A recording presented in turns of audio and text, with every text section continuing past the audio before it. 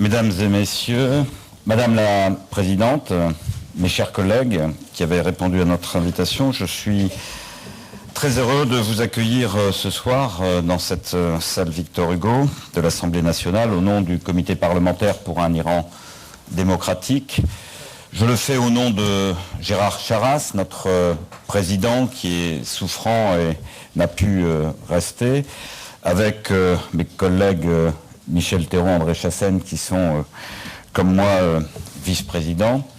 Et comme vous le savez, ce comité parlementaire rassemble des députés de toutes les familles politiques de notre Assemblée.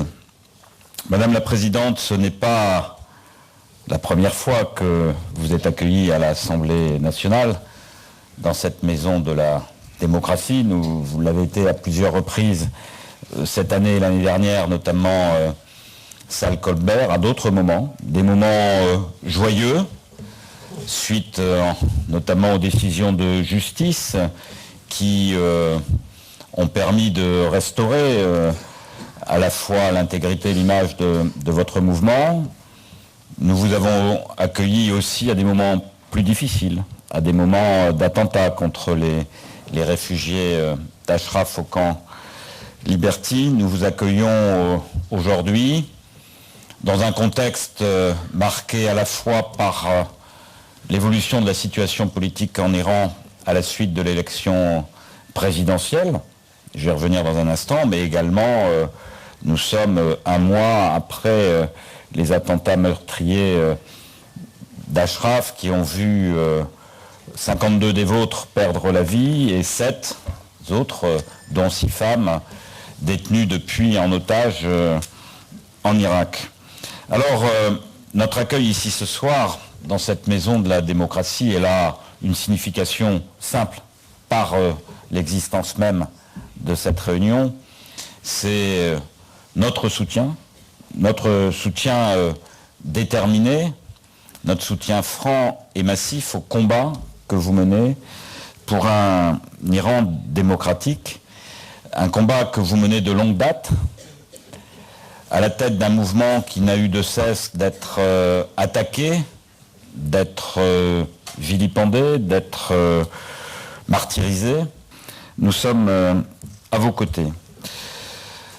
Au fond, nous sommes dans une situation où, d'un côté, et nul ne le nie, à l'occasion de l'élection présidentielle en Iran, dans un contexte extrêmement particulier qui n'a rien de démocratique, puisque les élections ne sont pas libre. Il est vrai aussi que la situation en Iran est extrêmement difficile. Encore récemment, je crois la semaine dernière, un certain nombre de prisonniers politiques ont été pendus. Et donc, la répression continue en Iran. Et tant que cette répression continuera en Iran, le combat devra être mené parce que nous sommes face à un régime dictatorial religieux, un régime totalitaire.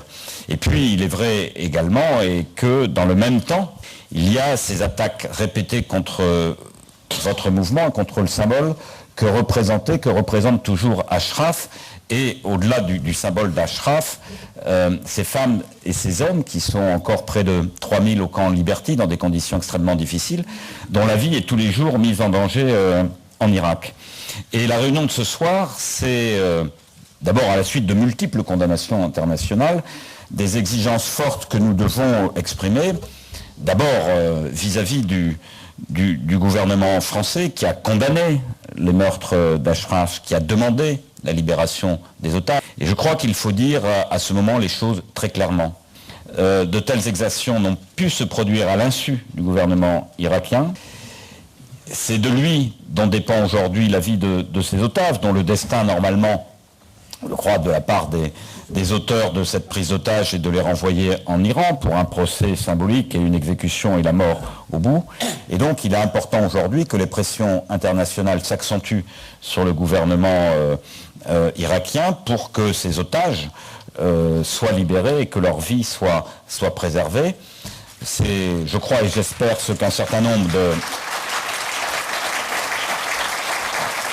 de nos collègues parlementaires américains ont dit au président Obama, qui devrait recevoir le 1er novembre le Premier ministre Maliki, et il faut vraiment intensifier cette pression internationale en n'hésitant pas à mettre directement en cause la responsabilité du gouvernement irakien. Il n'est pas possible aujourd'hui que le gouvernement irakien se défausse en expliquant qu'il n'est pas ni au courant, ni acteur de cette tragédie. Au-delà, l'exigence, c'est de la création d'une commission d'enquête internationale, parce que il faut retrouver les coupables et il faut les punir.